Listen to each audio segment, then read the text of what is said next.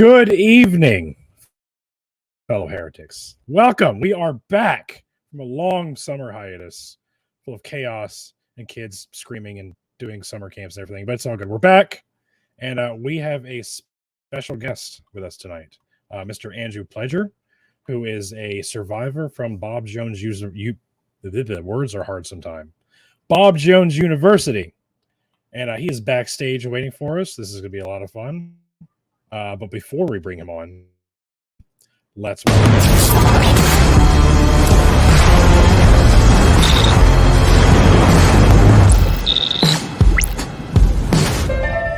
on to your butts. I love that intro so much. Like that? Isn't it good? I paid $200 for the intro. It was worth every penny. So how you doing, man? I appreciate you. First of all, you reached out to me for this interview, which I super appreciate. We were talking about online or backstage. I was like, usually when I have people on, I have to reach out to them, and I always feel weird sending that email or DM like, hey, I'm a stupid TikToker. Do you want to come on my show? And I get a surprising number of yeses. Yeah, that's good. But you reached out to me, so I was like, oh yes, please, thank you. You did all the work for me. Yes, please. And I'm familiar with you. I have several friends, like Cult Radish or Arch Radish and Cult Chronicles. They're familiar with you, and they told me about you as well, and Jagazis and some others. I was like, hey, have you guys heard about Andrew Pledger? I'm not sure with who he is exactly. And they were like, oh yeah, he's good people. Yeah, you should definitely have him on the show. I was like, oh, cool. So yeah, you got some people who know about you and have nothing but good things to say. Oh, that's good. So I was excited to have you on, and your experiences with Bob Jones University.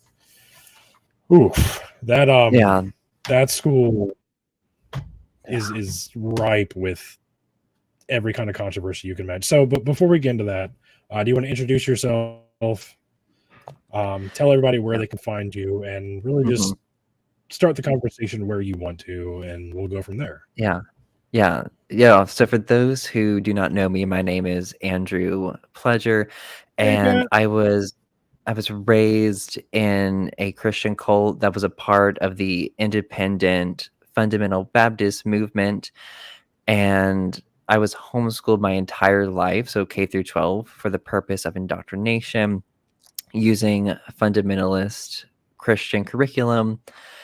And through all that time, just from an early age, just being broken down, being made into this soldier from Christ, being told that I was worthless, that nothing was good inside of me, and just obedience to authority. It was really prioritized a lot in that environment. You obeyed authority no matter what. So a very authoritarian kind of environment that like really repressed critical thinking and really repressed any expression of personal identity at all. And so from a young age, I learned that I could never be truly loved for myself, that I had to conform to a role and be what they wanted me to be and what my parents wanted. So the more Bible verses I studied, the more Bible verses I read and different things like that, the more praise I could get, because I could never get praise for anything about myself at all. It was just spiritual things. And so growing up, I was just the perfect rule follower all along. And I was also like a very quiet kid growing up too. Didn't really cause any trouble at all. And like I always felt like really different. Like I never felt like I belonged in it. Like I tried to fit in, but like I never really belonged to something, and I wasn't sure. And like when I got older, and it took me a while to figure it out, I'm like, oh, I'm gay. Like that's what's not fitting in this environment. That's fun.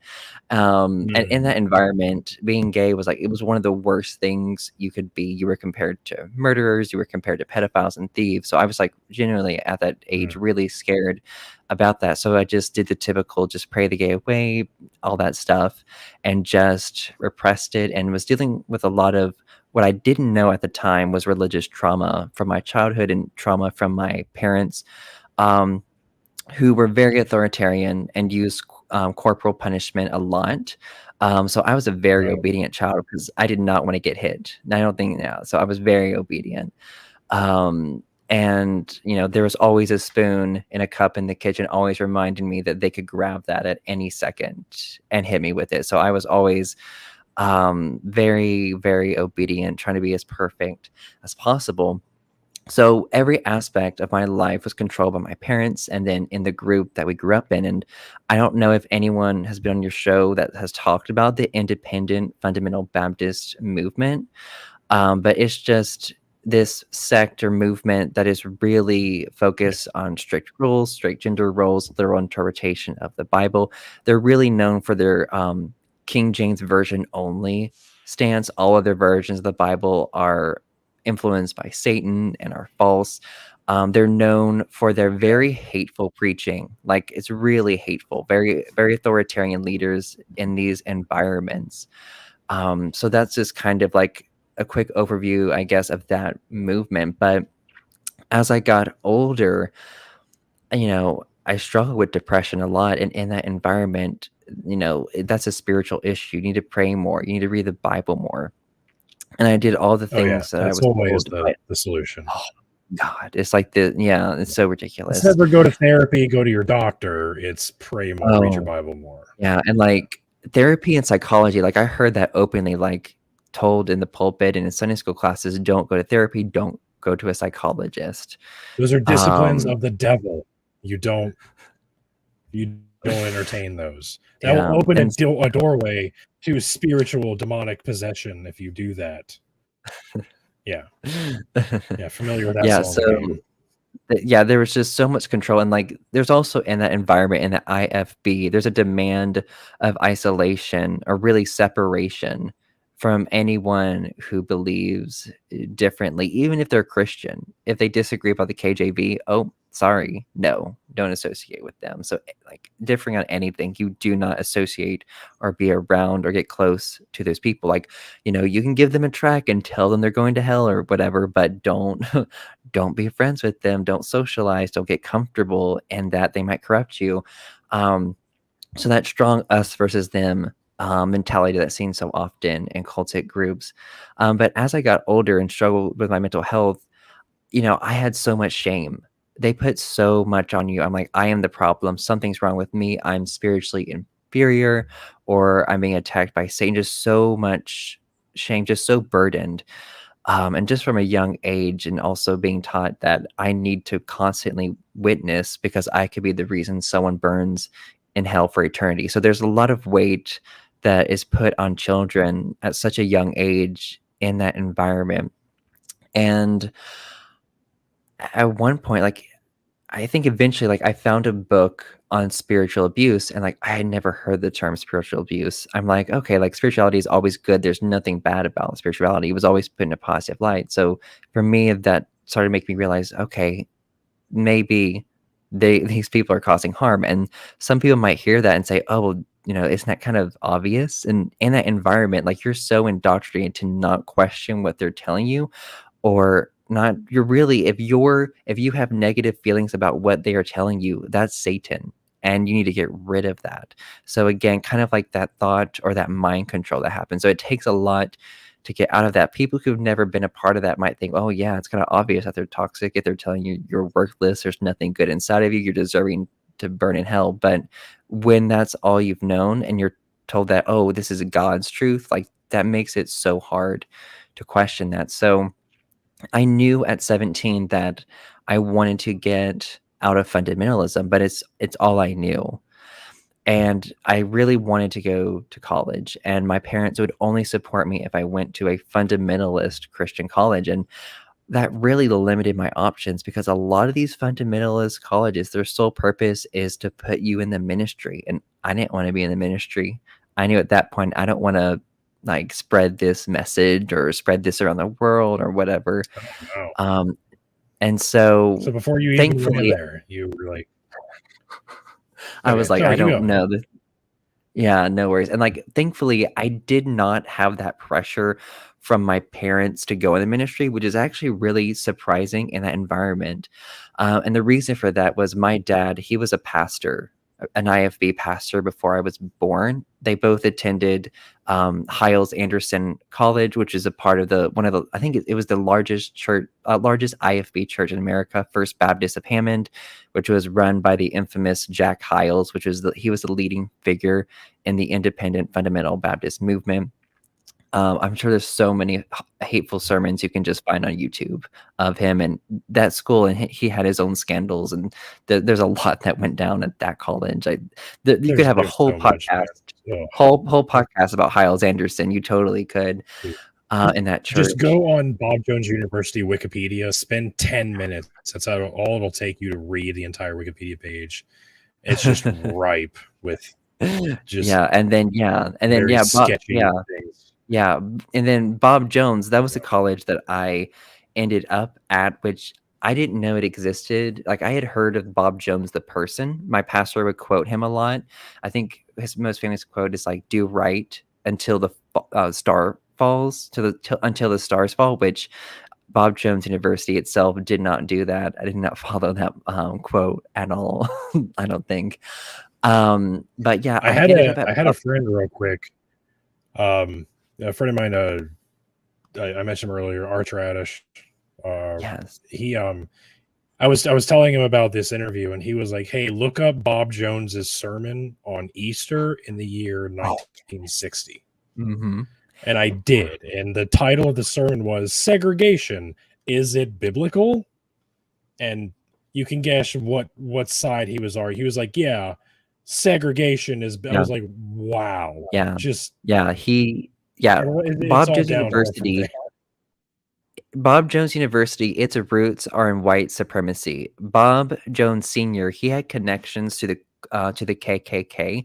There was a dorm at Bob Jones University that was named after a member of the KKK, and that name was changed in the late 2000s. Like, it took them that long. Like, and I interviewed someone on, I'm the host of the podcast Surviving Bob Jones University, a Christian cult, which I'm here to talk about my experiences. But I interviewed a survivor who was a person of color, and they were uncomfortable living in a dorm that was named after a KKK former member, and because he was dead. And can't imagine. He emailed the school and say, "I'm uncomfortable being in a dorm that's named after a white supremacist. I don't want to be in this dorm," and they denied it. They made him stay in that dorm. They didn't care. But I think they removed, and the person that it was named after was Bib Graves. I don't know a lot about him. There was so much I covered on the podcast. I maybe covered it just a little bit, but he had involvement with the KKK.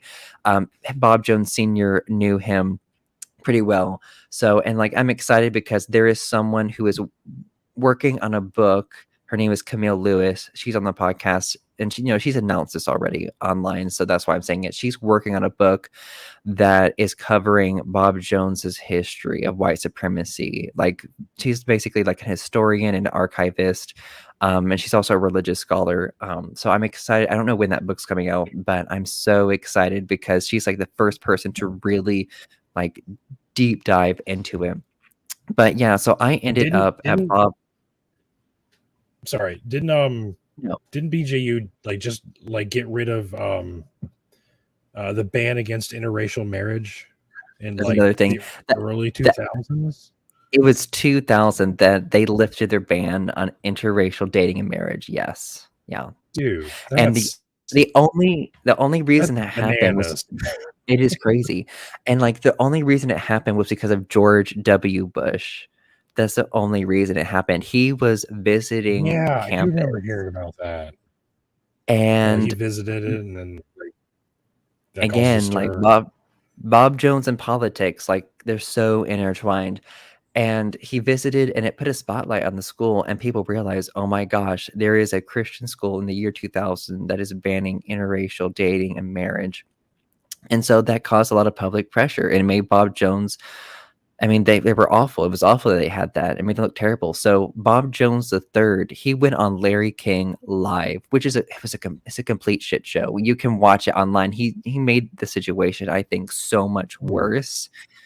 Oh God.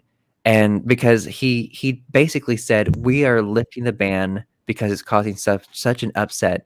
He's like, the ban has never been a big deal on campus at all. I'm paraphrasing. That's kind of what he said. And it's like, oh, wow, really? A school that's always been, predominantly all white people, basically. Oh, it's ever been, oh, wow. I wonder why. I wonder why people of color Yeah. are not going to your school. Huh. Wow. And, oh my gosh. Yeah. So Can't there's so imagine. much. Oh, there's so much with it, and it's still a predominantly white school. I just saw a picture of their freshman Oh, they class, all and are.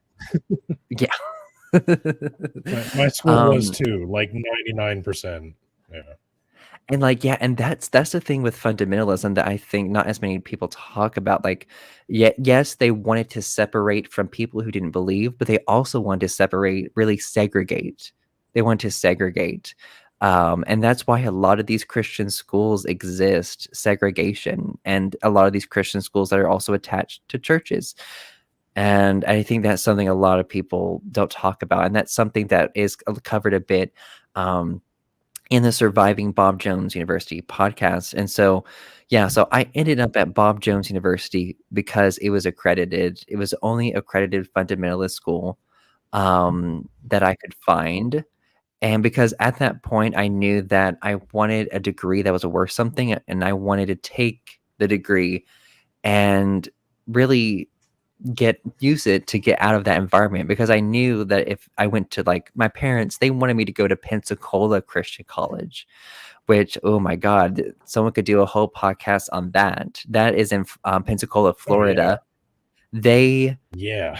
they created the curriculum that I grew up on. Is called a Becca, which is, KJV, only stance, creationism, world to 6 to 10,000 years old, that kind of stuff. So I grew up on the curriculum they produced, and my older brother went to college there.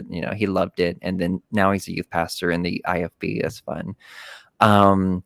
But I did not want to go to Pensacola because, like, oh God, it wasn't accredited, and so still so many strict rules. But I ended up at Bob Jones University, and, like, I remember, like, the move-in day of my freshman year, just driving out of Bob Jones, of, like, that internal conflict of, I really do want an education, but I want to get out of fundamentalism. But for me, it was like, go to a fundamentalist college or stay in the independent fundamental Baptist movement. It's like, what do you do? Not knowing anyone or anything outside of that environment. And I remember the first day, like, driving up to the front gates of Bob Jones and just looking at the iron barred fence with the spikes on top, and I'm just like, oh God, like, it was just kind of like a foreshadowing Such of, a like, welcoming atmosphere. yeah. It's It was like all the warm and fuzzies. Yeah, yes, and, like, any Bob Jones students who've been there, the fence is such an iconic part, and that's why for, my podcast, Surviving Bob Jones University, the cover of it is a fence with spikes, because that's just, I think it communicates to the outside world, but Oh. also to people who went there, that this feels like a prison. This feels like it's a place where you're trapped, where you're isolated. And so that's why I had the cover of the podcast with the spiked fence, because that was just, I think, a great visual way to communicate what it's like at Bob Jones University. So going there, I was It's funny that familiar. you mentioned that, like, that aesthetic towards it. I used to be a corrections officer. Uh-huh.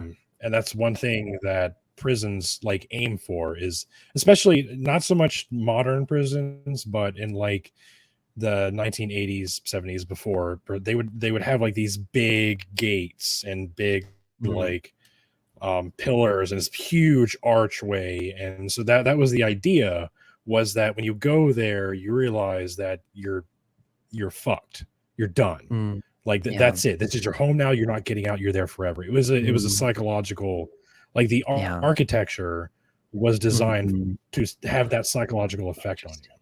And So that's the yeah, it's thing. interesting that, like, a Christian college would aim to do that same thing.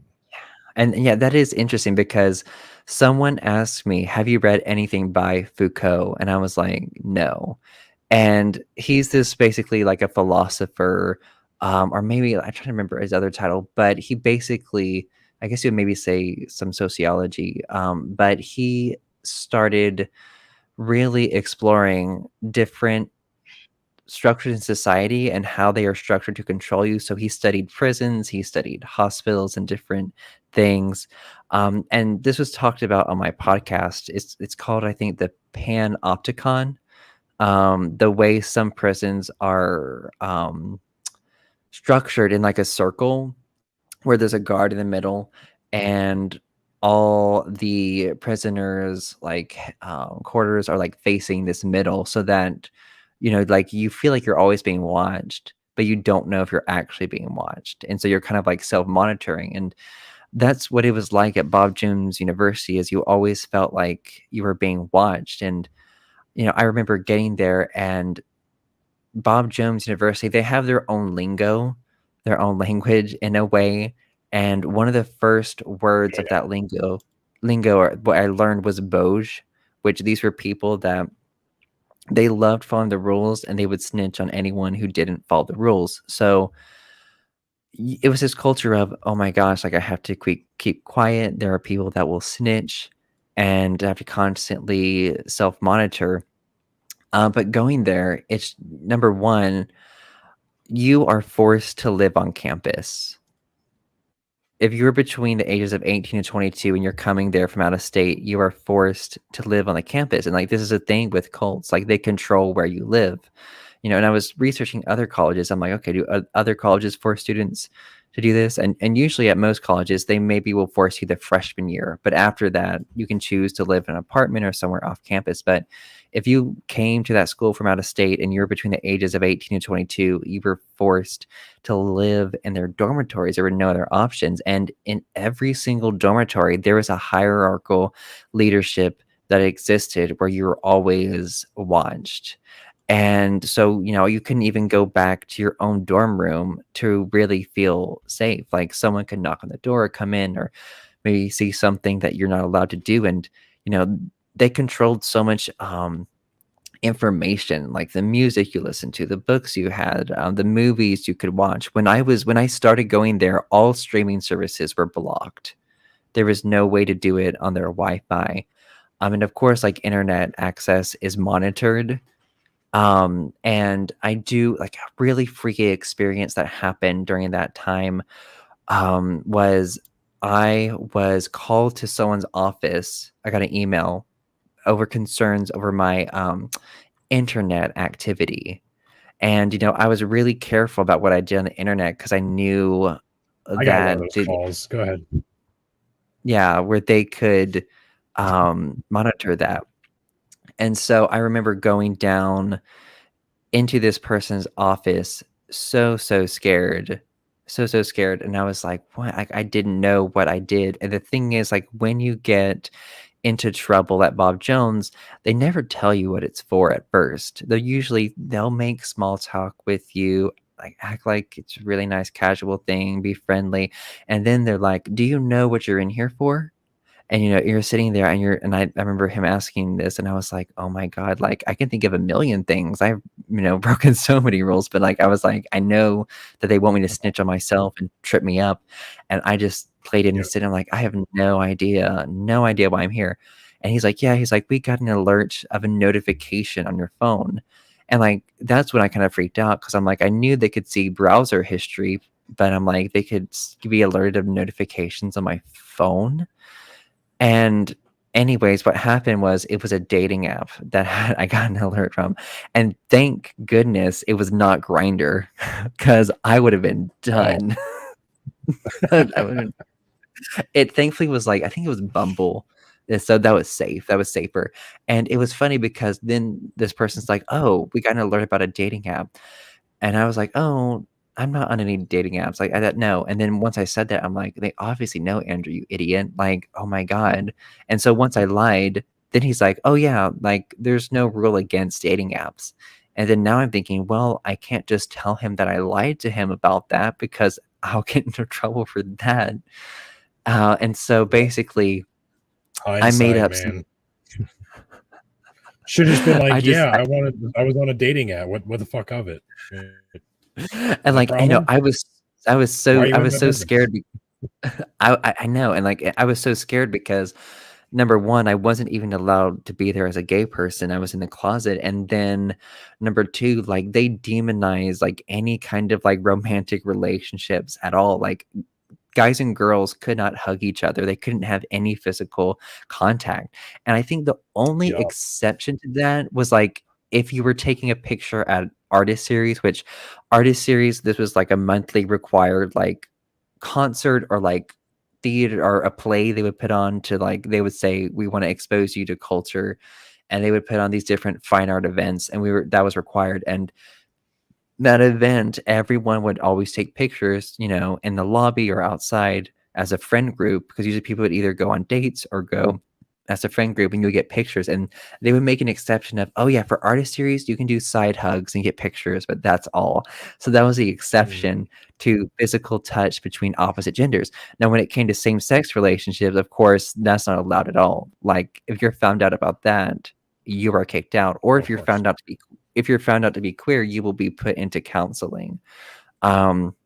So that for me, like I was just so scared. And I remember when I described someone the experience at Bob Jones, they said to me, you know, sounds like you're describing this book I've read. It's called The Giver.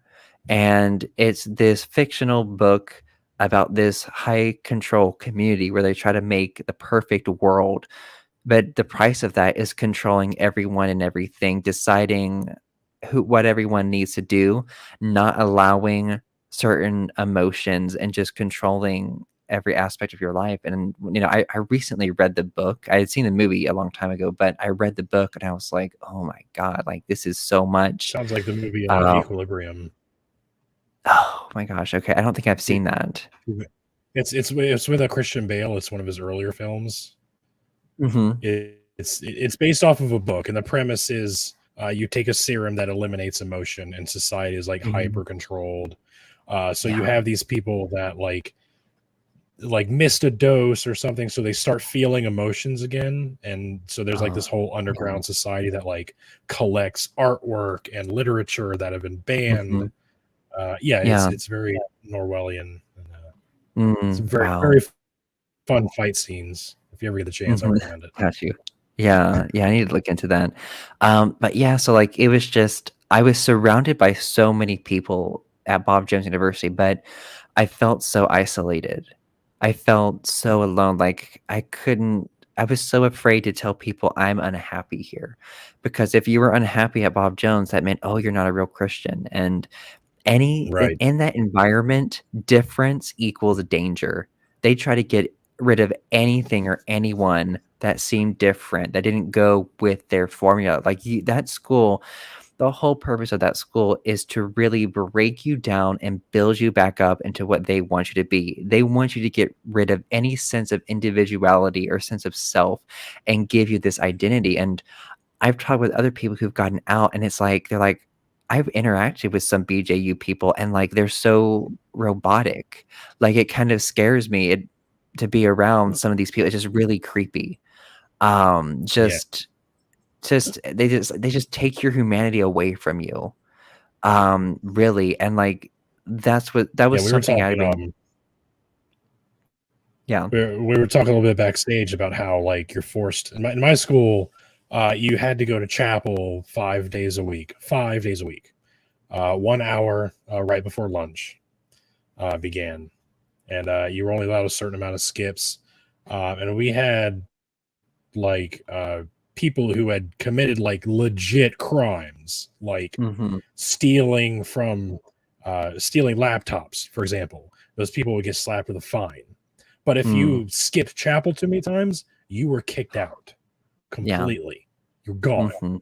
Academic probation, the whole nine. So it's like you go to chapel, you can do anything else. You can break the rules a little bit here and there, depending on who you are and what group you're affiliated with, whatever. It's very political. But if you skip chapel, you're done.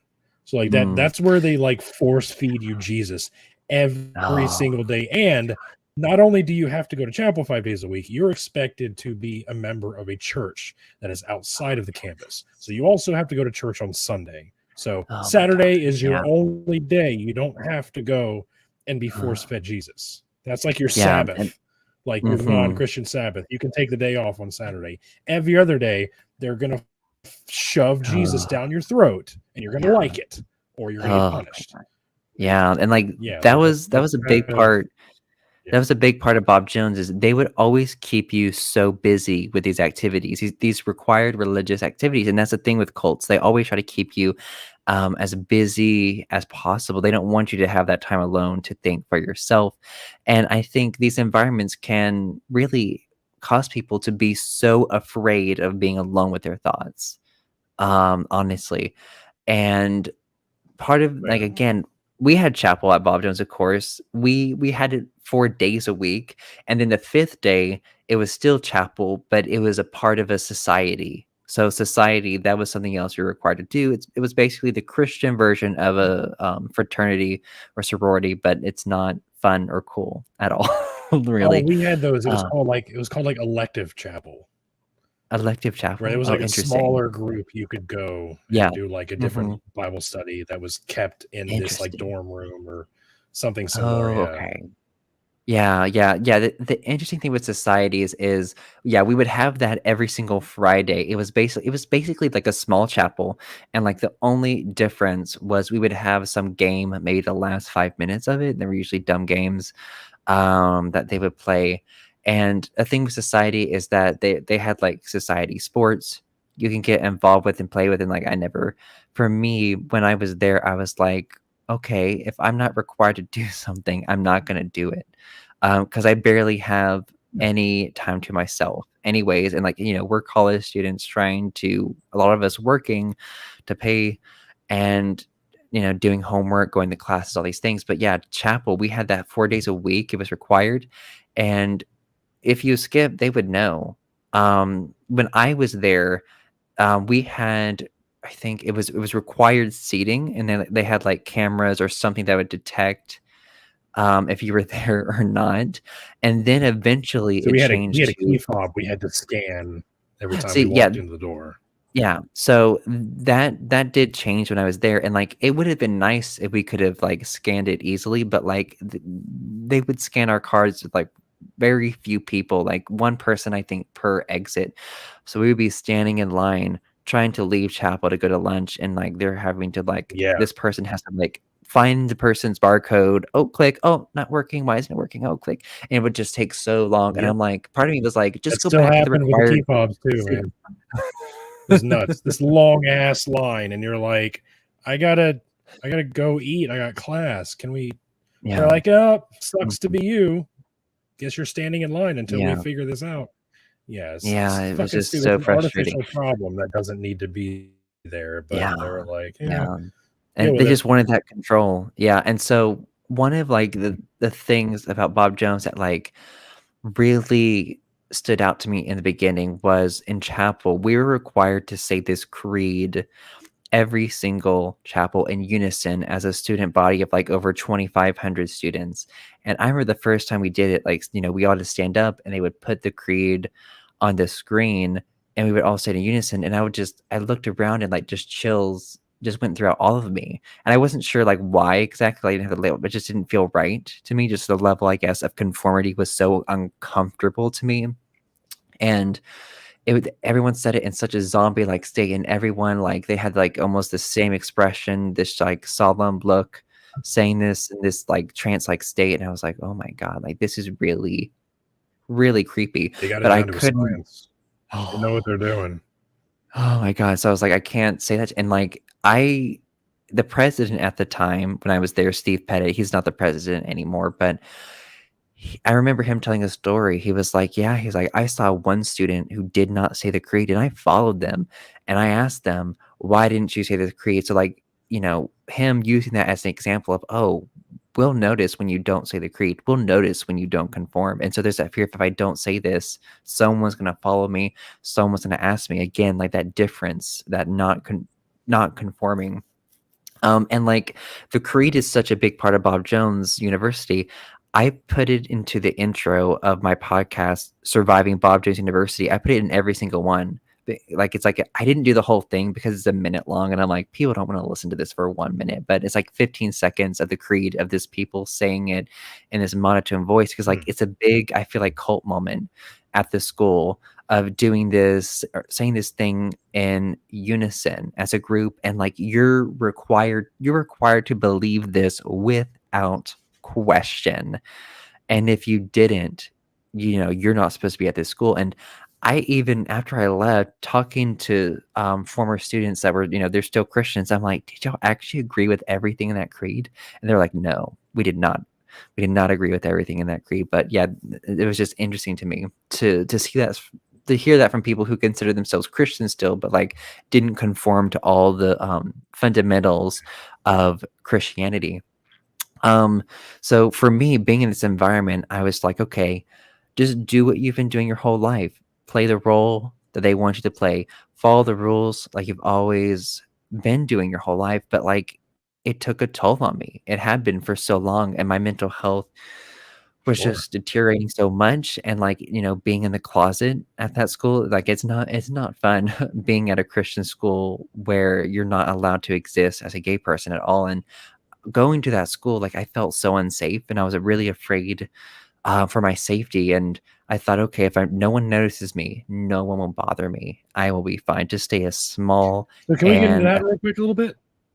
Yeah, like sure. As a gay person, because this is an interesting story. I don't think I've really gotten to talk to many people about.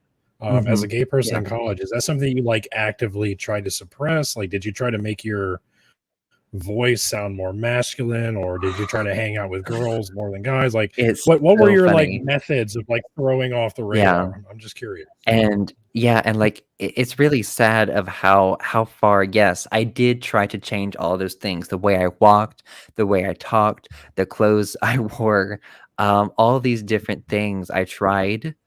But you can only pretend to be someone else for so long. And it's so funny because my friends laugh when I tell them how I tried to act straight. They just laugh when I just say that because they know me so well. But yeah, I think like, we knew all along. It was, it was, and it was just funny, and like it was funny because like I had a friend. I'm like, how do I walk like a straight guy? How do they do this? Like, I don't understand. Like, I don't get it. Show me the way, like, please.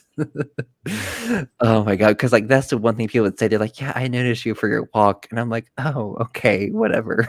But yeah, so I tried to, funny for me because I'm as straight as they come, but I always got picked on for walking gay.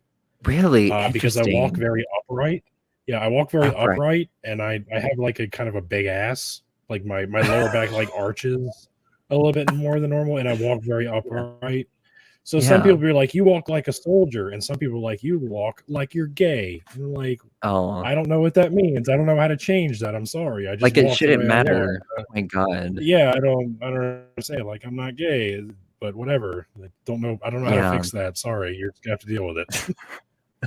And again, it's like those very strict gender roles in our society, and that permeate all of it in general too, just conforming to this. And again, like if you are different from that, that's seen as something that's very negative. And so so what happened was, oh God, I don't know if I told this story yet. Oh shit. Oh, come on. Let this be Andrew Pledger first here on Nerds and Heresy first. And like, this is the, and it's been interesting because I've been working on a memoir. We're here for this definitely makes the story, but I don't think I've talked about this yet. But a part of the dorm experience was being in a discipleship group, and this met 4 nights a week, and it had 2 leaders in it, and one of the leaders in the group. 4 nights a week, Jesus. Yes, that's when I was there. Yes, 1 night a week. Oh damn. Okay, yeah. So we had it 4 nights from what I remember, and one of the spiritual leaders in the group, I developed a huge crush on. Like, it was probably the biggest crush I've ever had on any guy, and it was like, and there was part of me, like, I was like, Andrew, no, you cannot do this. This is your spiritual leader. He's in your discipleship group. You cannot like him at all. That's like, this is literally anyone else on this campus, but just not this person.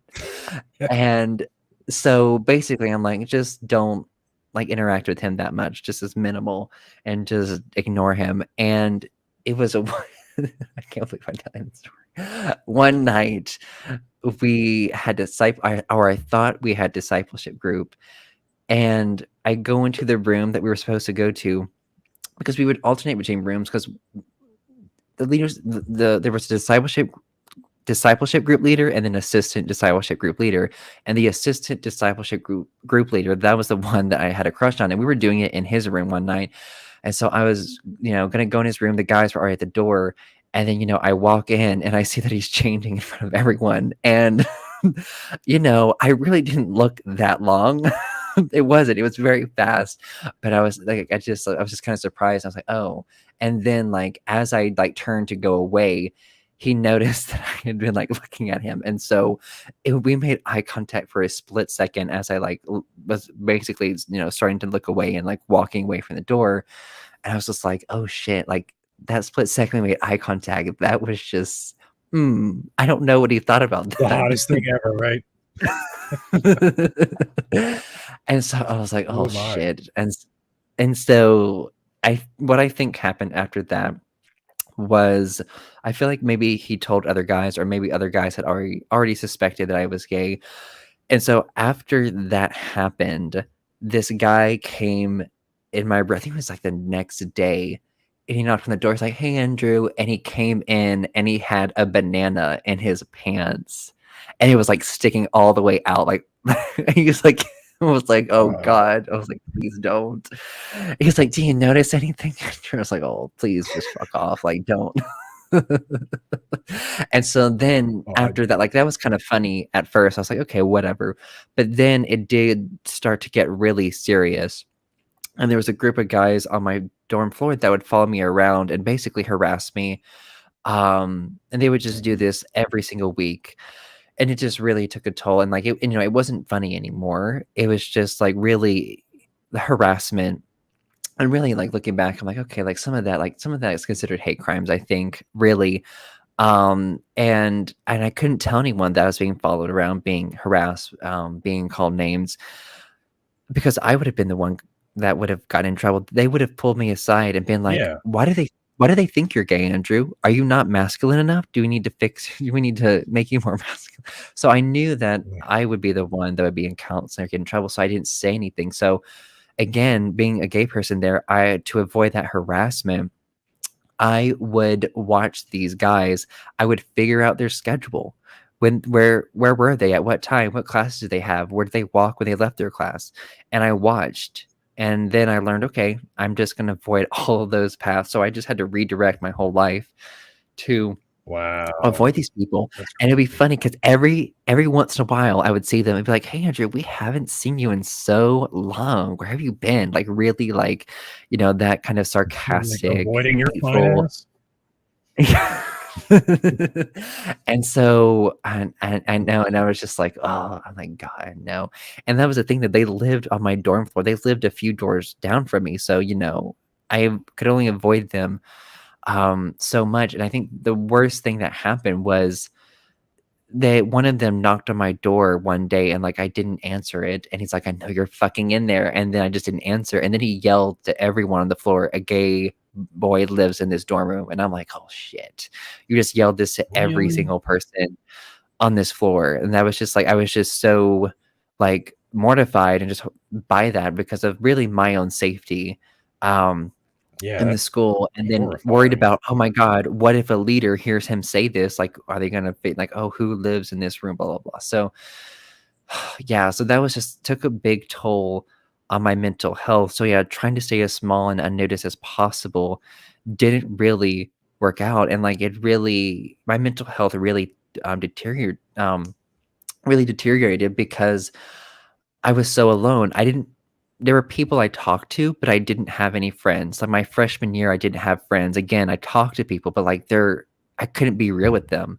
I couldn't be authentic. And there were so many people there, like you don't know who's real and who's not. And some people it's obvious.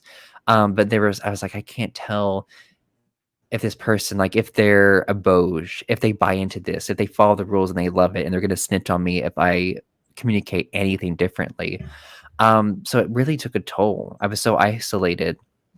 And like it was just as I've gotten out and really started processing my experience, I heard a cult expert say this. Her name is Alexandra Stein, and she talks about like the experience of isolation in cults is, and it's that you're isolated from people on the outside of the group, but you're also isolated from people on the inside because you can't communicate what you're really experiencing. And that I felt that so much. And then you're isolated from yourself because you're taught not to trust yourself and to self-monitor anything that's different from what the group says. And like that level of control, that level of isolation, I related to so much in that environment. But I really got to the point where I just really felt so hopeless and just fell into despair. I'm like, how do I escape this? I don't know how I'm going to get out of this. Like I need community and struggling with a lot of trauma from my past. And I got so suicidal. And like I did nearly in one of their dormitories, I almost took my own life and like no one knew about it. No one knew. And like I called a hotline and they helped me out of it. And like that's the thing, like mental health at Bob Jones is so demonized. I've heard stories of people getting kicked out because they attempted suicide or were suicidal.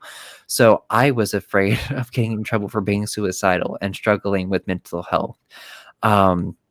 So I never told anyone and no one knew about it. And for Fuck me, these like, places, man. oh my God, it's awful. It's terrible. And for me, I was like, it was a moment like I had to get to rock bottom to start claiming my autonomy because at this point I had been the rule follower my whole life, the goody two shoes. And I was so miserable and I was still so indoctrinated. I was so afraid to go against any authority figures because I thought that God would punish me or that Satan would harm me. Again, Bill Gothard's umbrella of authority. So afraid of going out from under that, being open to attacks. But it got to the point where I'm like, I have to break rules to just try to survive and maybe thrive at sometimes. And so the first rule I broke at Bob Jones was on an accident, actually. I slept in a Sunday morning, and we were all required to be in church. They cleared the dorms Oh, out how on dare you? Sunday morning. Yeah, I know, such a baddie. And I slept in Sunday morning, and I remember waking up, and I look at my roommates' beds. I was at the top of a bunk, and I look and I see they're gone, and then I hear doors open, close, and I'm like, "Oh my gosh, the residence hall assistant, he's checking every single room to make sure everyone's gone." And I'm like, "What do I do?" And I'm just kind of like frozen at the top of the bunk there, and I hear the sound of doors opening and closing, getting closer and closer, and I'm like, "Okay, I have to hide." So I push the mattress out from probably a foot from the wall, and I slide between the wall and the bunk or the mattress, and I cover myself up with the blanket. And once I did that, I hear the door open, and then I hear footsteps. I'm like holding my breath. I'm like, "Oh my, don't make a sound, don't make a sound." And then the person Oh, they Jesus. walk out, they close the door, and I'm like, "Oh my God," I'm like, "They're gone." And like if it was weird because like then when they were gone, I was like, "Ooh," I'm like, "I just broke a rule." I'm like, that felt really good. Looking back, it's silly. But it Yeah. was like really like it was scary in that moment when it happened. And so I got that break from church that morning, and I could like tell already. I'm like, "Oh, I'm in a better mood. I'm happier for not going to church." And, they had a list of churches, of pre-approved churches you had to choose from. They were all Bob Jones theology approved churches. Most of them were run by BJU grads. Um, and, I didn't have to listen to that fundamentalist messaging of, "Oh, you're so worthless," or that shame, that guilt, that fear. And having that little break made a difference, and I learned how to skip church every single week, from then on, because they would do church attendance through, an honor system of just filling out an electronic form saying, "Yes, I attended church." So they believed you unless you were caught, of course. So that was something that was kind of the honor system. And, as I continued there, um, my freshman year, my second semester, when I came back, I was still so miserable there, with all the required activities with society, chapel, discipleship, and thankfully still like church was a required activity I could skip. And then, just all the indoctrination that would also happen in the classrooms. Like we were required, every single student was required to take 5 Bible classes. It was part of the general education, like liberal arts core, I guess you would say. They Yep. call it the BJU core. Yep. And so that's Same. like five classes. That's a whole semester. That's 15 credits of like Bible classes. And that's not my major. And I'm taking, of course, like it's a Christian college, but I remember taking Old Testament, New Testament, Bible Doctrines 1, Bible Doctrines 2, and then the very last one, senior year, apologetics, defending your faith against anyone who believed differently. And the apologetics class, I did it online in the summer because I'm like, I cannot sit in a classroom and do this. And I bullshitted the entire class. Like I didn't watch most of the lectures at all.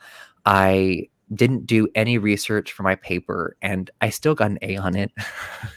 Still got an A on my paper, but I didn't do any because It's not that hard.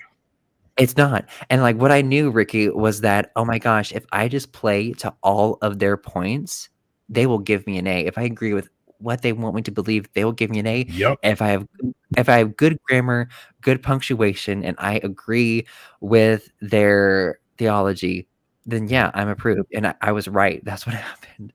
And I just started laughing when I got the grade. And I was like, because the reading for that class was ridiculous. I think 60 hours of required like reading total was what you were required to do. And there were so many sources that you had to do it from. It might have been more than that, but I want to say at least 60 hours.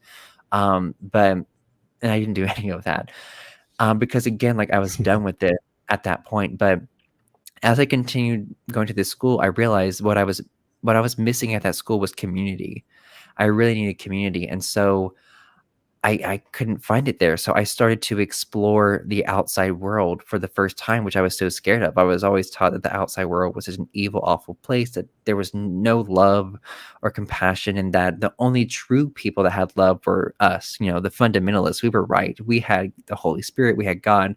We're the only ones who could have genuine love. And when I heard that, I'm like, oh my gosh, like if y'all have love, then I guess everywhere is loveless, because this is horrible. Because I thought this is a horrible situation.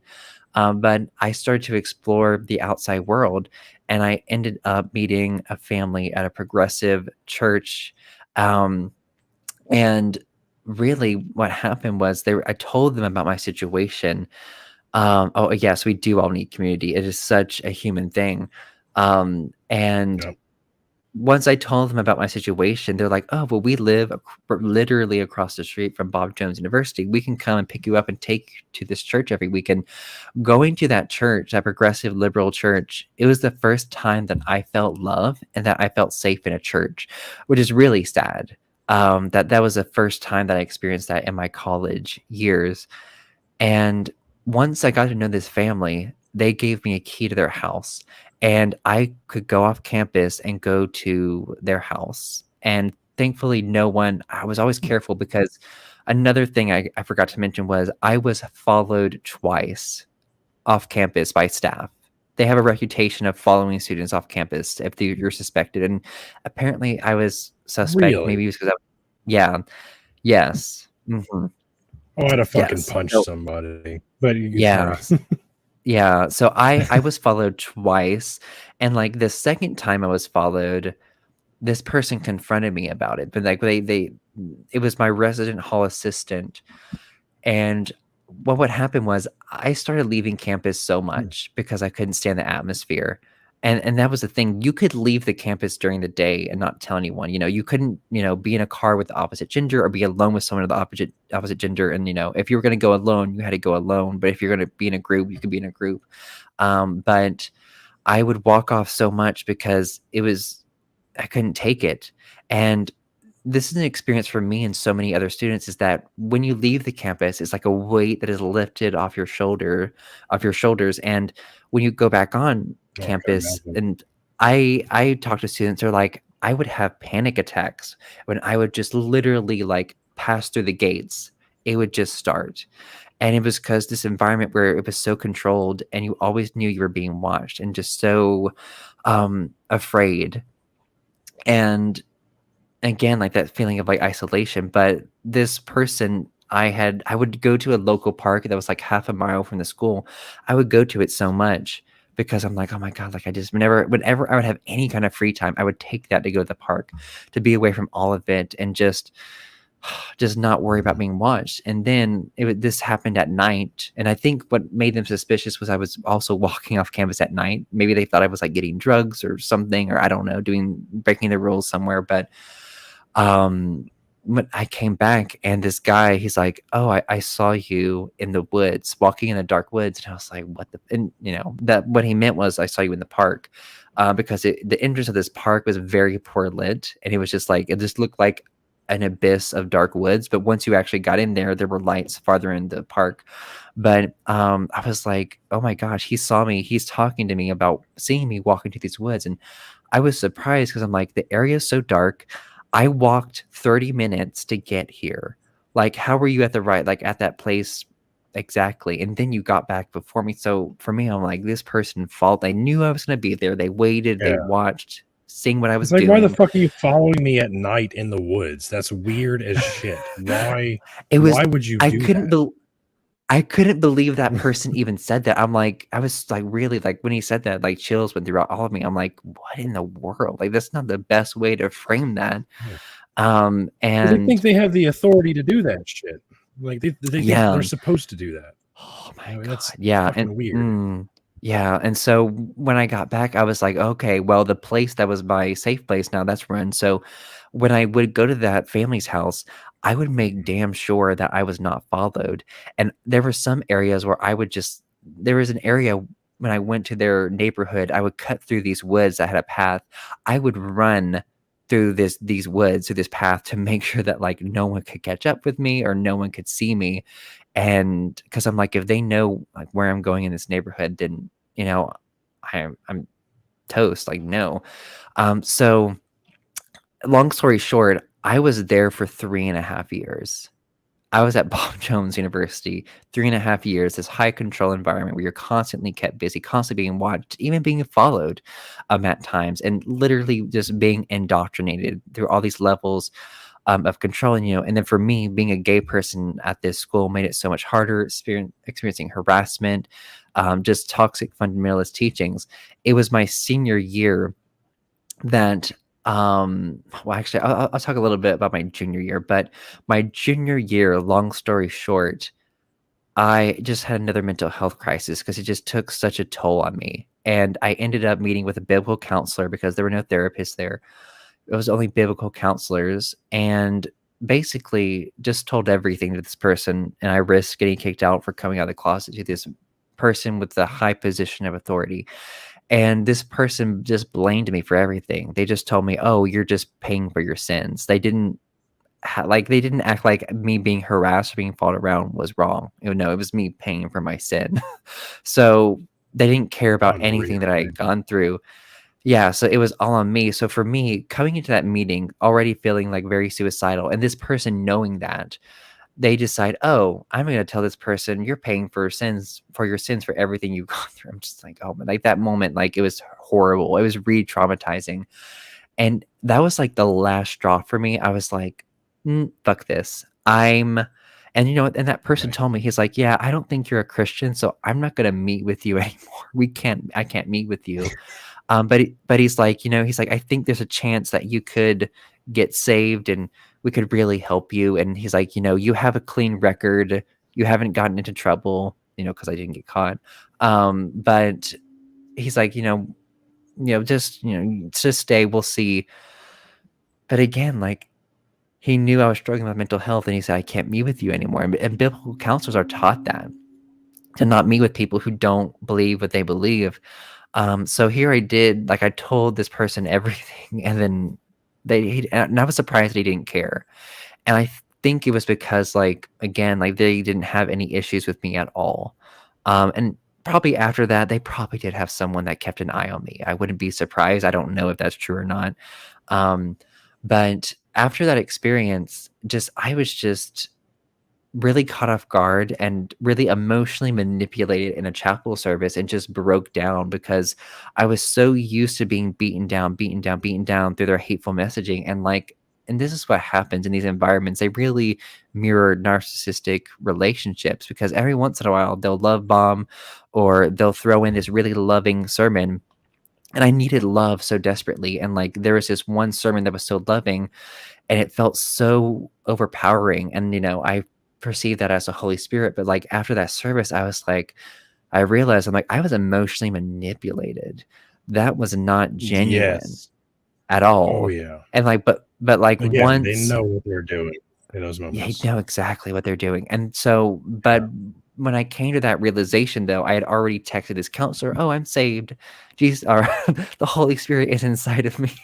And he started meeting with me again, and it was basically discipleship. And then he changed. He told me in the beginning, he's like, "We're gonna shift this eventually into conversion therapy. We're gonna change your sexuality. We can do this through the Holy Spirit. It's possible." And so, at first, it was discipleship. So I just stuck with it. And looking back, he was really spiritually grooming. Yeah, he was spiritually grooming me to accept really what would eventually turn into really psychological abuse. And again, that authority, I was so the power dynamics that were happening, I was so afraid to speak out against him. And I did learn a lot about the theology of fundamentalist Christianity through these one-on-one sessions. But once it started to shift into conversion therapy, it was only one official session of conversion therapy. And the first session, I don't remember anything that happened in the room in the first official session. I remember going in the room, I remember leaving the room, but I don't remember what happened inside. I just completely disassociated in that 1 hour time period. And when I came out of the room, I remember just the feeling of anxiety, of weight, of God thinks I'm disgusting, and he's going to think I'm disgusting until I change my sexuality. And again, those feelings of the suicidal thoughts coming back. But at that point, I'm no, this is wrong. And I was thankfully able to develop enough autonomy and enough, be in touch enough with my intuition to know that this was wrong. And so I listened to my intuition, and I just cut things off completely with this counselor. And I was I'm not doing that again. This is not okay. This is so harmful. And he wanted to meet again. He's let's meet again and talk about this. I'm no. I'm not meeting with you. There's nothing to talk about. I'm done. And that was a really big moment for me, because I had never really, and especially, gone against authority like that so openly. And so he left me alone. He did. He left me alone after that. And my senior year at Bob Jones, I deconverted completely from fundamentalist Christianity. That summer, I just did a major deep dive, and it was the shittiest, hardest thing I've probably ever done. Just because fundamentalist, it provides you with so much certainty. So me deconverting from that, I was throwing away all the certainty they provided, all the structure, all the purpose. Oh wow, I actually had to learn that. I had to learn to think for myself. I had to learn to think for myself. I had to learn to get in touch with myself. And that is what is so attractive about these cults, is they give you all the answers. You don't have to think for yourself. You don't have to question, just go with the flow. And that's why it's so attractive. You don't have to come to those conclusions yourself. You don't have to think, just pray, obey, conform. But for me, I'm okay, I want to be. It's easy to follow the rule book. It's easy. Yes. They give you this formula, and all cults do this. And but for me, it was so harmful. So by senior year, here I am at Bob Jones University. I'm no longer having that inner struggle of, oh, do I believe, do I not? I'm no, I don't believe in this at all. And I'm oh my God, it was a feeling of being so disillusioned, I guess, just being on campus. I'm I shouldn't be here anymore. Why am I here? And so what happened was, so I studied I was a what was it called? Oh, visual studies major, which is basically visual arts. So yeah, I was gay and an art student. Very shocking at that school. And Yeah. I made a photo series on religious trauma at that school, and I kept it secret for a while. And at that school, when you do like, You made if that you're an at the art, school? I made that at the school. Yes, Yeah, I was looking at and that. There's a uh-huh, link to that in the description below. uh-huh, You guys who are still watching, and yeah, click on that. Check out the photos; they're very good. yeah. So it was me. That was really me starting. Because I mean, at that point, I had already been writing my story in a Word document, which eventually turned into my memoir, which I'm working on now. But it was just me. Like, I started writing because I'm like, I can't tell anyone about this. All I can, okay, I can write about it, so that really helps me. But for me, I'm like, I need to put this in art. I need to put this in art for after the writing. I'm like, I got to do it. So it was really hard, but I spent like probably 60 to 100 hours working on this art project, digging into my past, researching religious trauma, spiritual abuse, the effects of it, and hearing other people's stories, people's deconstruction journeys, and different things online, and really helping me work through this series. And the series was this person trapped, isolated from the outside world, and not giving any kind of information outside of it, but discovering in the end that they could leave. It's not, don't get me, like, it's not easy to leave these environments. Cults, they make it nearly impossible to leave. And again, like, it was nearly impossible for me to leave, but because I explored the outside world and made connections, that was going to make that transition easier. But in the end, the person, they leave this environment they've been trapped in their whole life. And for me, that communicated, I've been trapped in this fundamentalist, really in a fundamentalist cult, and then the Bob Jones cult, 22 years of my life in this. And I had to learn to claim my autonomy, to take that risk into the unknown, to step and outside and leave that environment. And so, yeah, long story short, I was interviewed by Joshua Harris, who wrote the book, I Kissed Dating Goodbye. Goodbye. Yeah. And Yeah. he was, he deconverted publicly, I think in like 2018, 2019 or something like that. And that Yeah, was that a was a big deal huge when it deal. happened. It was a huge deal. And I remember it happening, and I'm like, oh my gosh, he, left this, and he apologized for the harm. And that was something you don't see that. You don't see leaders saying, I'm leaving this. This is so harmful. You don't see that Yeah, ever. that never And happens. and the thing is, these environments, they're patriarchal. They benefit men. Why would any of those men leave this system that benefit them, where they're at the top of the hierarchy? They're the authoritarian leader. So it was so surprising to Right. see him leave and publicly leave that and say, this is harmful, and I denounce my teachings in this book. So I reached out to him because he gave a voice to people in Christianity or evangelicalism in general. And we did an Instagram live, and in that Instagram live, I told my story. I denounced fundamentalist teachings. I came out of the closet. I talked about my photo series. This was my last semester at Bob Jones, by the way. And because I felt like there was just my intuitions, like, you have to do this, you have to do this. And I listened to it, and I would do it over again. And I was expelled because of that interview. And I was willing to lose everyone and everything to be authentic to myself, and also to speak out about the abusive teachings and harm that happens in fundamentalism, and really to help other people speak up, because there is power in people speaking up.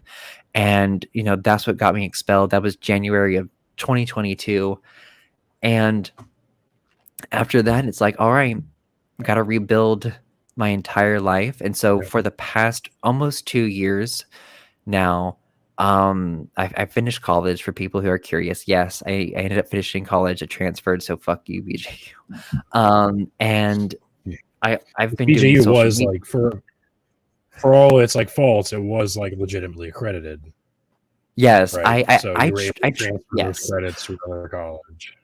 I transferred 3 years of college, so that was really nice, because there were people in the past, before Bob Jones was accredited, if you were kicked out, you had to start all over. And I feel so terrible for the people who had to do that, or who were like, what?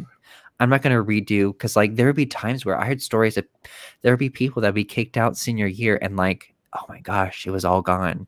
So it was so devastating. And that was another thing that made people so scared, is, before it was accredited, at least, that, oh my God, like, and that was something that I heard from other students communicate, was like being there was a privilege. And like in the faculty, or in the leadership's eyes, like being there was a privilege. And they would try to get rid of anyone who wouldn't fit in, and you were so afraid of just not fitting their mold. People would call it the BJU mold. I remember people saying that. And so, yeah, so I got expelled. And once I was expelled, I'm like, I'm just going to keep talking about this. I'm going to talk about, my childhood in the independent fundamental Baptist movement. And I did talk about BJU a little bit in the beginning, but it was so fresh that I hadn't had time to really process it. I wouldn't talk about it as much, at least, because, the group I grew up in was a big part of my story. But it took me so long to really, like, I say, okay, so I've been in therapy for almost 2 years. I didn't start talking about Bob Jones until May of this year. So like a year and a half, basically, it took me to start talking about Bob Jones. And what's really helped me heal has been making the podcast called Surviving Bob Jones, University of Christian Cult. Several episodes of it are out right now, and episodes are continuing to be released until September 13th. And people can listen to it. Please leave ratings and reviews. That would be awesome. But this was a chance for me again. Like, it's an art form. Podcasting is an art form. Is another way. I'm going to dig into all the history, all the ugliness of Bob Jones. And I knew Bob Jones was bad, but I did not know how bad it was, how extreme, until I started doing lots of deep diving and having survivors coming forward of, oh, I have a story to share. And just, I've been horrified by a lot of the stories that I've heard.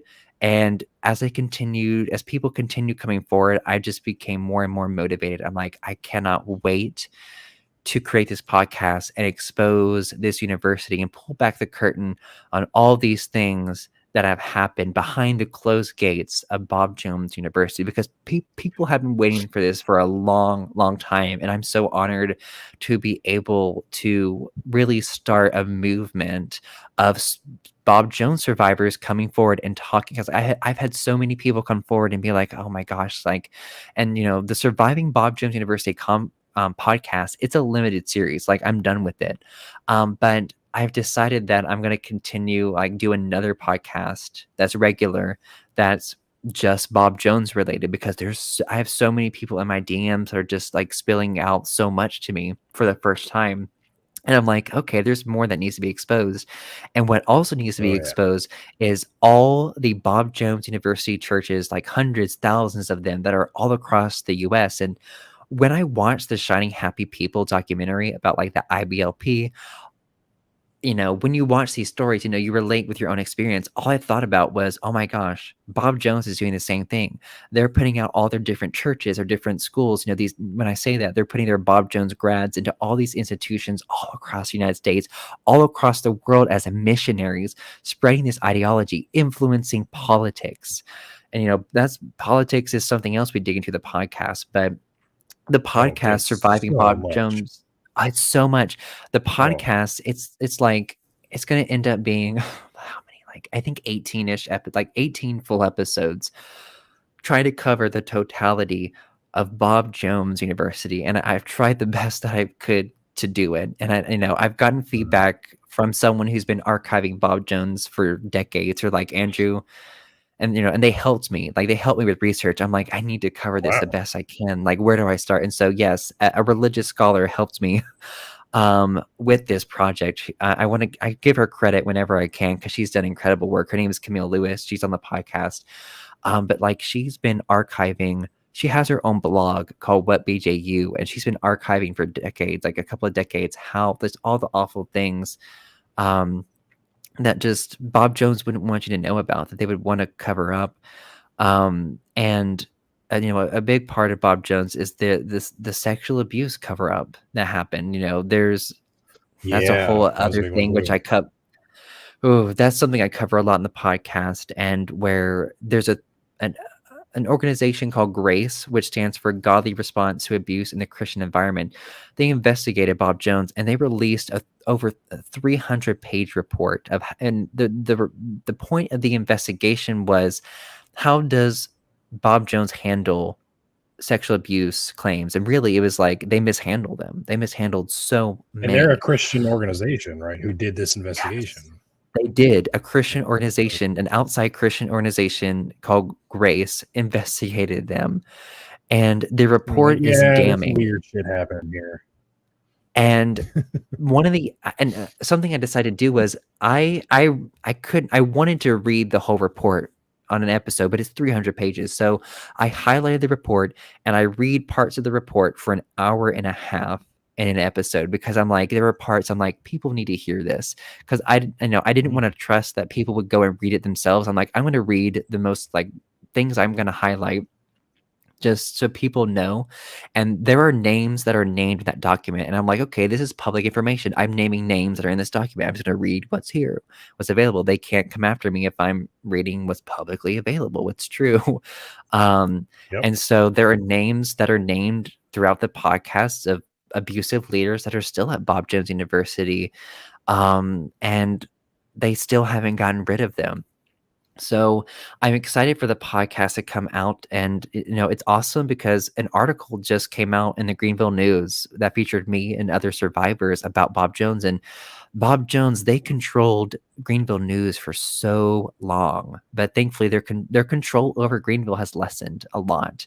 And thankfully that article came out. And there are thankfully a lot of people in Greenville listening to the podcast. Right now, like I look at the stats, there's 800 people in Greenville listening. I'm hoping the numbers will grow more and more. Oh wow. But I'm hopefully like to a couple thousand or more from Greenville, because I'm like, people need to know about the cult of Bob Jones University and just all the abuse that has happened, all the control, the indoctrination, their influence on politics, and like their influence like beyond Bob Jones University. And they have their own BJU press where they make their own Christian homeschooling curriculum, and that's put throughout all these schools and all these and like another thing that is covered on the podcast is that Bob Jones University and Bill Gothard, they were tight. Bill Gothard, this is covered on the podcast, Oh yeah. and the religious scholar covers this. She has proof of this, and it's in the sources of the podcast. But Bill Gothard would call on Bob Jones for help if he was having issues with things. And there is at one point, and this is covering the podcast, that Bill Gothard, there was a deal with Bob Jones and Bill Gothard that Bill Gothard was going to promote the Bob Jones curriculum. That was going to happen, but it fell through. It never happened. He did his own thing. He created his own empire. But Camille Lewis, she was former faculty. She says, yeah, she's like, I was in the room, and Bob Jones III is telling all of us that Bill Gothard is going to promote our curriculum, and that's how we're going to pay our employees, because they were paying their employees shit. Okay, like this woman, she has a PhD. They were paying her like either like $20,000 or under $20,000 a year to work at this school. And this was in the early 2000s. Okay, like in like 90s, early 2000s, and like I think the average income at that time was like 46,000. I think, and that at least in South Carolina or the Greenville area. At Chick-fil-A. Yes, and that's the thing that as I really, there's so many shocking things in this podcast. But like one of the things was just the exploitation of labor, which cults love to do. One of the survivors, Erin Birchwell, who's on the podcast, she talked about how she was a faculty kid, and how her parents, they were not allowed to work anywhere outside of Bob Jones University. They had to work there full time. And so they were so dependent on them. And Bob Jones, they called it I think it was the Forsake Me Not promise, of where Bob Jones promised these faculty, okay, dedicate your entire lives to this. Don't work anywhere else. Live on our little commune in Greenville on back campus or whatever. Kitty's being annoying. And oof. Oh yeah. Oh, so cute. But she said, Andrew, Has that to be on fun my lap right now. yes. Yeah, sorry, go ahead. And yeah, this survivor told me, she's like, Andrew, they did not keep that promise. She's like, my parents, their retirement is not being paid for by Bob Jones. She's like, family members are helping and we're able to do it. But what about the people who can't do that? And, Erin Birchwell, she was one of the people, what is it called? I'm so tired. Interviewed for the Grace Report. And when she came forward about the Grace Report and she went on the news to talk about how she was told not to come forward about sexual abuse, her parents were fired like that, who dedicated their whole lives to this place, were fired because their daughter, a grown-ass woman, years later came forward and said, I was sexually abused in this environment by this person or whatever. And the parents were gone. It was just so devastating. So, and there's so many other aspects. And something else that's covered on the podcast was there were rumors of that Bob Jones Sr. has an arsenal of weapons somewhere on campus because he was so worried of the outside world and riots that he was just wanted to prepare if riots happen. I can believe that. I can 100% believe that. And another thing about Bob Jones is there's a lot of weird things around their art. They had one of the largest, I can't remember which one, but one of the largest religious art galleries in the United States. And people are asking, where do they get the art? Because they've been hiding the art behind closed doors for a long time. And people are like, why do they take it away so suddenly? Did they obtain the art illegally? Are they not allowed to have it? Did Bob Jones Jr. or someone in the Bob Jones family steal it during World War II or something? Like a Hobby Lobby type situation? Oof. And there's a lot of speculation. So that's something else that kind of comes to light in the podcast. What's going on with their art? What is happening there? So there's a lot of strange things about Bob Jones University, and it's funny because there's a tagline that they claim, and it's they're the world's most unusual university. And I remember seeing that there's a little museum area dedicated to Bob Jones.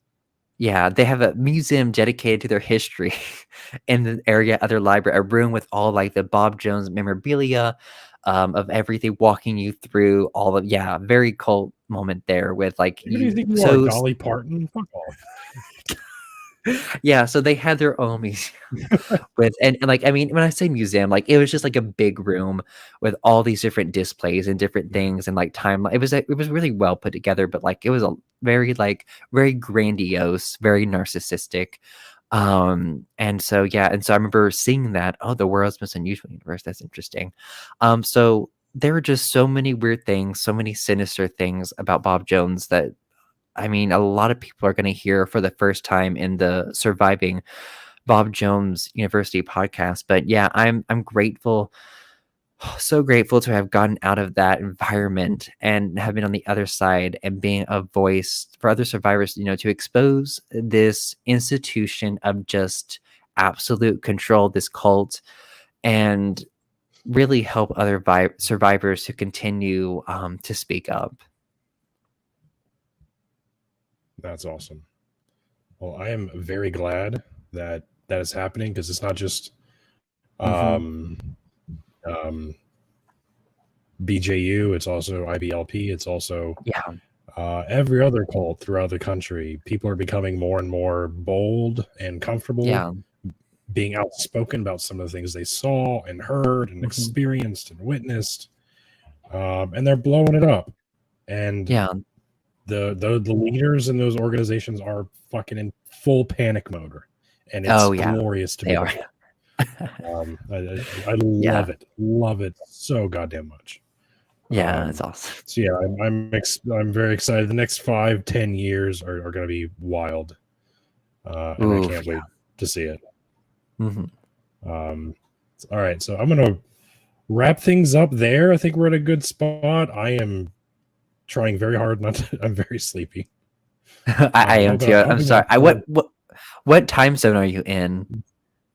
I'm Eastern time. It's only 10:30, but Okay, it's I still have that's 4 still kind of kids, late. and by the time they Yeah, that's a by the lot. time they go to bed, I'm like dying. I'm like, oh, I still Oof. got a show to do. Yeah. But no, I enjoy doing it. But yeah, when it's time, it's time. Yeah, I got you. But Yeah, well, thank you thank you again so for much. joining. This Yeah. was dude. This was a very fun conversation. I really enjoyed hearing all that.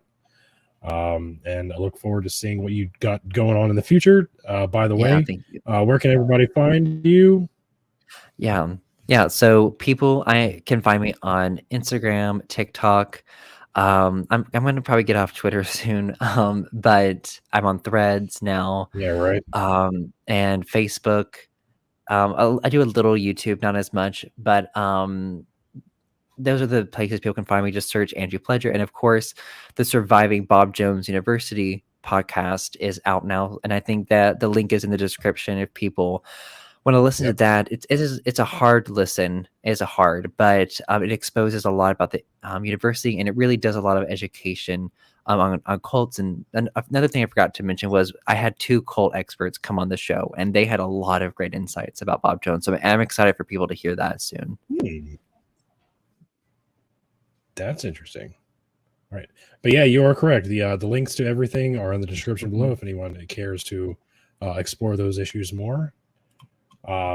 Thanks again, Andrew, for coming on. I really do appreciate it. This was a lot of fun. Yeah, thank you for having thanks me. to everybody who's in the chat. I didn't get to like interact with you guys very much, but OA, Atheist, Awoken One, Patrick Law. Pragmatic Crystal, Hayes. Yeah. Pragmatic Crystal. Yeah. So thank you guys. Sorry I've been ignoring you, but glad y'all are here. Hope you enjoyed. Yeah, thank you for listening. So thanks again.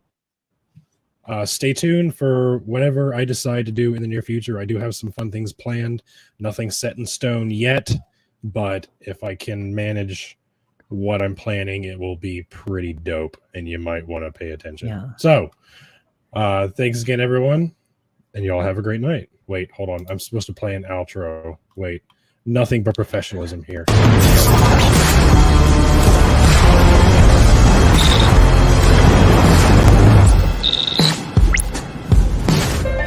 Hold on to your butts.